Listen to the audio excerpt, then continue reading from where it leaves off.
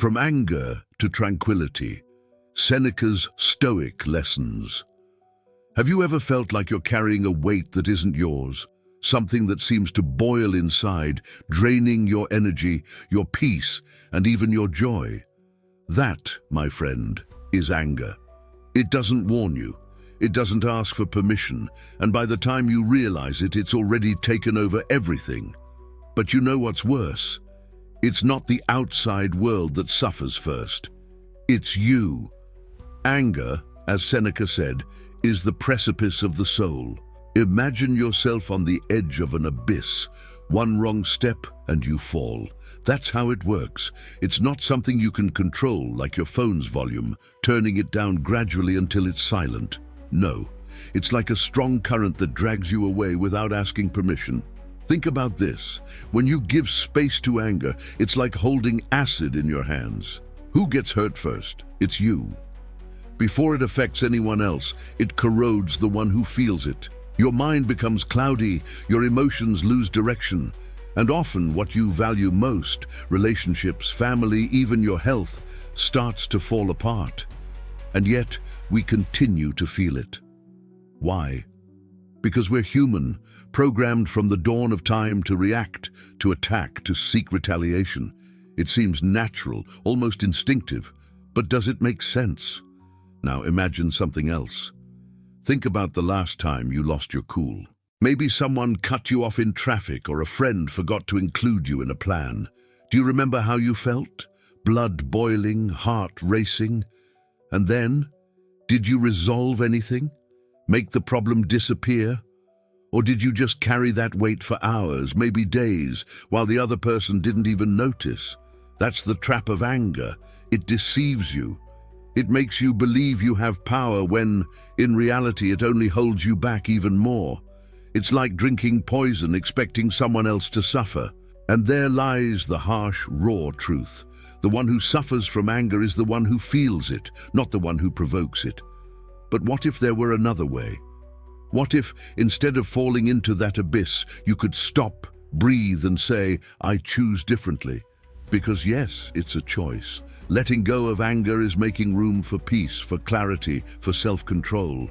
Seneca taught us that true freedom lies in controlling our passions. When we give in to anger, we become slaves to it, unable to see clearly or make wise decisions. But by mastering it, we regain power. The power to act, not react. The power to live in peace, not in war.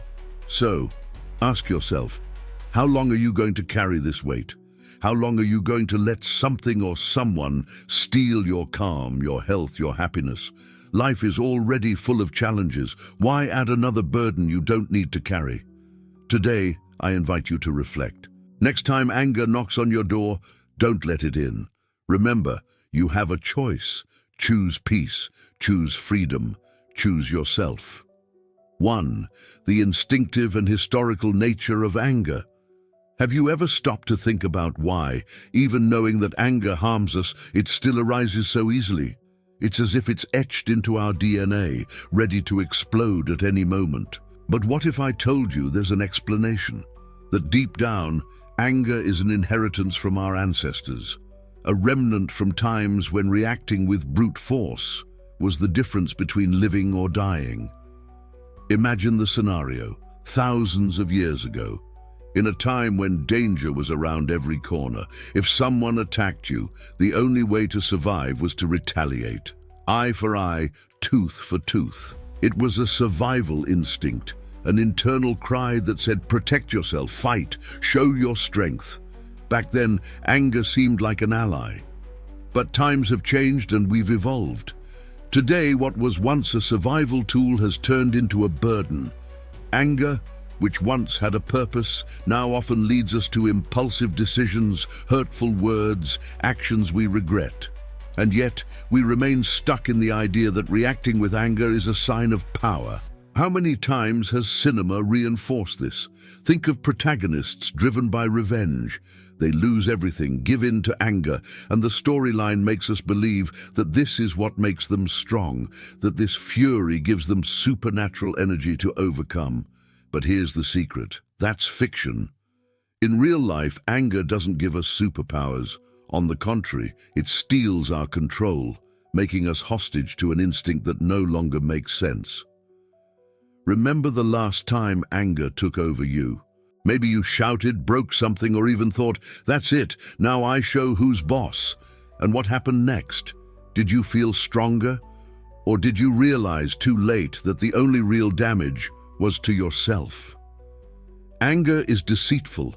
It makes us believe we're in control, but in reality, we're just passengers in an out-of-control car. And here's the most painful part. While we fight against others, we forget that the true battle is against ourselves. But there is a way out. Recognize anger for what it is, a reflexive, instinctive shadow of the past. We no longer need to react like our ancestors. We have the ability to pause, reflect, and choose a different path. Because true power isn't in retaliating, in raising your voice, or in showing brute strength. It's in staying calm when everything around you tries to knock you off balance. It's in mastering our emotions, not being mastered by them. Today, I challenge you to rethink that old story that anger is a sign of strength. You are more than your instincts. You are capable of being the voice of reason amidst chaos. So, next time you feel that heat rising, ask yourself, do I need this? Or can I choose to be bigger than this emotion? The world may try to push you towards confrontation, but the choice is yours. And by choosing calm, you not only honor who you are, but also build a life that reflects the best of you. Now that is true strength. 2. Feeding anger with justifications. Have you ever caught yourself stewing over something that made you angry? A poorly chosen word, a rude gesture, or even a message that didn't come across as you expected. It seems like the more you think about it, the angrier you get. And then you convince yourself, I'm right to feel this way. They couldn't have done that to me. But could they really? Or are we, without realizing it, feeding this anger by creating justifications for it? The truth is, anger loves a good story. And we're excellent storytellers. We take something small, a traffic jam, a snappy response, and turn it into an epic tale of injustice. He ignored me because he doesn't respect me. She said that to humiliate me. We create scenarios, invent intentions, and before we know it, we're fighting against enemies who might not even realize we're at war. Think about it. How many times have you interpreted someone's silence as disdain, or assumed that a critique was a personal attack? These stories we tell ourselves fuel our indignation, turning minor annoyances into emotional storms. And the most ironic part? Often, the other person doesn't even know the impact they had. While we're there, feeding the fire with our justifications, they go on with their lives, unaware of the weight we're carrying. Seneca warned us about this. He said that anger feeds on its own reasons. The more you try to justify it, the more it grows. And do you know what the danger is? Not only do we convince ourselves that we're right, but we also believe we have the right to react explosively. But let's reflect. Does reacting solve anything? Does an outburst of anger undo what happened, or does it just create more problems, more hurt feelings, more justifications to keep the cycle going? Now, imagine an alternative. What if, instead of feeding these stories, you challenge them? The next time someone irritates you, ask yourself, is this situation as serious as it seems? Do I really know what that person was thinking? Or am I exaggerating? When we ask these questions, something magical happens. Anger loses its power. The justifications start to feel less solid. And instead of acting on impulse, you gain the power to choose.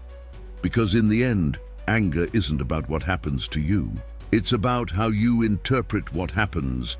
You can decide that a small offense deserves all your out-of-control behavior, or you can decide that your peace is more valuable.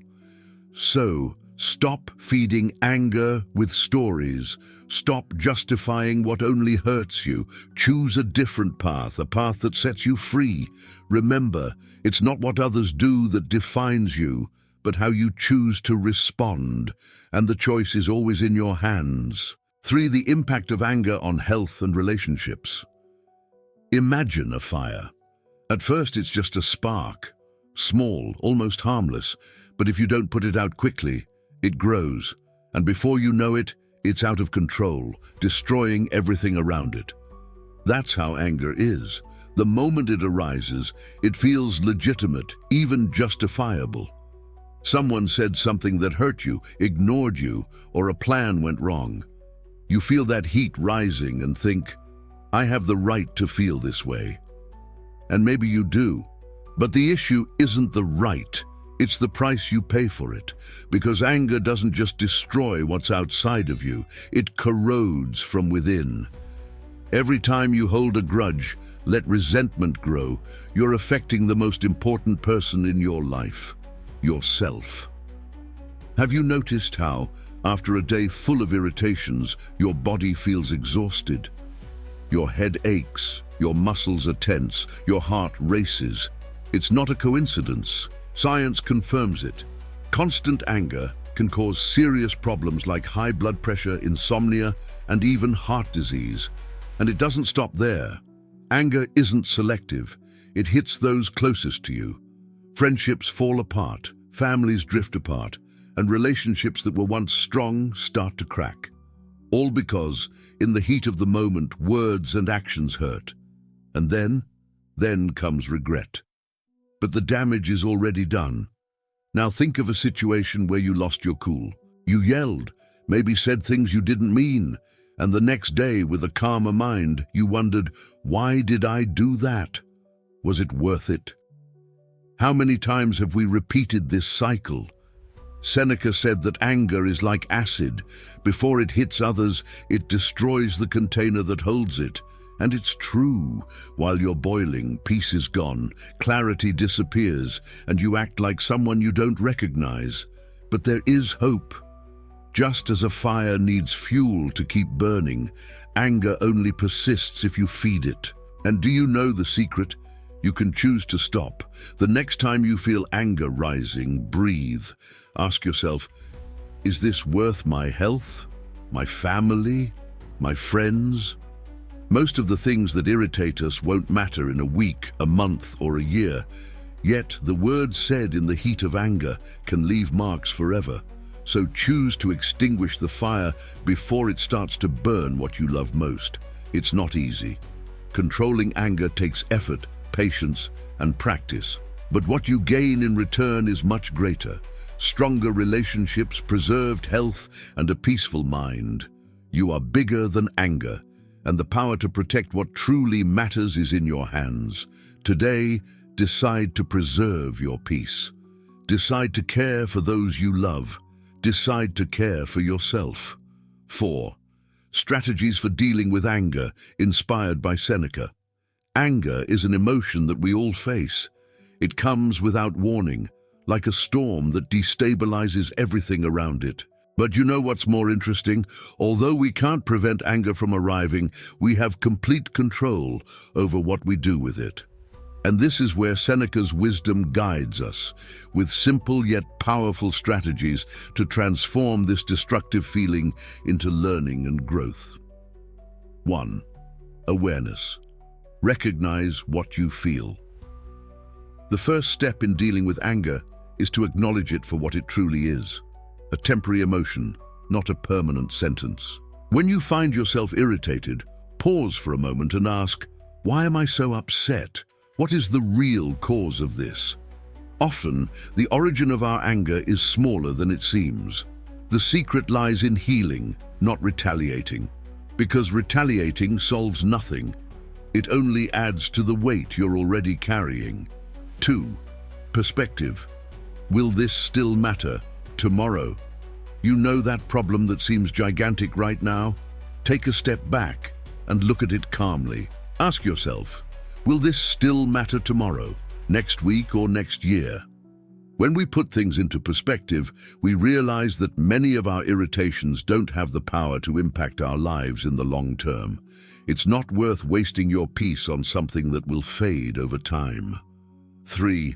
Empathy. Understand the other side. We've all had bad days. That's why, instead of reacting impulsively to someone's rudeness or lack of attention, we can stop and think, is this person going through something difficult? Have I ever made a similar mistake? Exercising empathy helps us forgive and, above all, free our minds from resentment. Remember, holding on to anger is like drinking poison and expecting someone else to suffer. 4. Control of vanity. Be grateful for what you already have.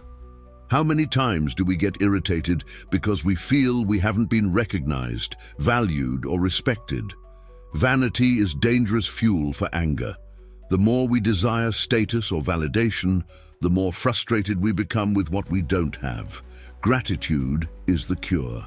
When you choose to value what you've already achieved, dissatisfaction loses its power, and with it, anger also disappears. 5. Voluntary suffering. Prepare for the unexpected. Life is full of setbacks, but you don't have to be caught off guard. Practice imagining challenging scenarios. What if something goes wrong today? How would I handle it? This negative visualization, as the Stoics suggested, strengthens resilience. When the unexpected happens, you're already emotionally prepared to face it without being overwhelmed by anger. 6. Humor and irony. Laugh instead of retaliate. Not every offense deserves an explosion. Sometimes the best remedy for conflict is humor. Remember the example of Cato, who responded to an insult with irony and dignity, completely disarming his aggressor. Turning an attack into a joke is not weakness, it's strength. It shows that your peace does not depend on others' behavior. 7. The passing storm. Wait it out. Anger is like a storm. When it arises, it messes everything up, but it doesn't last forever. The key is not to act in the heat of the moment. Wait, breathe. Give the storm time to pass. How many wrong decisions have we made by reacting impulsively? Learn to pause. Calmness gives you clarity, and with clarity, you make wiser decisions. 8. Reason as armor. Let logic guide you. Seneca reminds us that reason is our greatest defense against anger. It's what keeps us firm, calm, and serene, even when everything around us seems to be falling apart. Acting with reason is not about ignoring your feelings. It's about taking a step beyond them, choosing virtue over impulse. This is true strength, mastering yourself. 9. Don't let others control your emotions. Think about it. When you react with anger to someone, you're giving that person control over your mental state. And why? Why allow external words or actions to dictate your peace? True freedom lies in choosing how to respond, not being manipulated by circumstances or people. As Seneca said, anger harms the carrier more than the target. All these strategies have something in common. They put you in control. You are not a slave to anger, nor to any other emotion. You have the power to decide. So the next time anger arises, remember, it's a storm, but you can be the safe harbor. Use these strategies to transform what was once destructive into a path of growth, serenity, and above all, freedom. The choice is yours. Choose peace. Choose wisdom. Choose yourself. We've reached the end of this journey. We've talked about anger, its impact on our lives, and most importantly, how we can transform it into something that strengthens us instead of destroying us. Now, I want to invite you to reflect. Imagine what your life would be like if, instead of anger, you chose calmness. If instead of reacting in the heat of the moment, you paused, breathed, and let reason guide your actions. Think about the relationships that could be strengthened, the more peaceful nights of sleep, the peace you could find within yourself. Seneca taught us that mastering anger is not just a sign of strength, it's the path to true freedom. When you control your emotions, you regain power over your own life. You stop being a hostage to circumstances, provocations, or others' mistakes. But don't be fooled. This doesn't happen overnight. It's a daily exercise. It's recognizing when anger arises, understanding what it's trying to tell you, and consciously deciding not to let it dominate you. Every choice counts. Every moment is a new opportunity to practice. And you know what the result is? Freedom. Not the freedom to do whatever you want, but the freedom to be who you truly are without being swept away by the waves of emotions. It is in this freedom that you find inner peace, balance, and above all, the power to live a fuller life. So I ask you, what will your choice be? Will you let anger take control, or will you decide today to start mastering it? Change begins now, and it's in your hands. Try applying these strategies to your routine. Test them, reflect, learn from each situation. And remember, progress may be slow, but every step in the right direction brings you closer to becoming the best version of yourself. If this content touched you in any way, share it with someone you believe could also benefit. Let's spread this message of calm, control, and freedom together, because we all deserve to live a life guided by reason, not by impulse. Thank you for being here, for listening, and above all, for allowing yourself to reflect. May this be the beginning of a transformative journey. Your journey.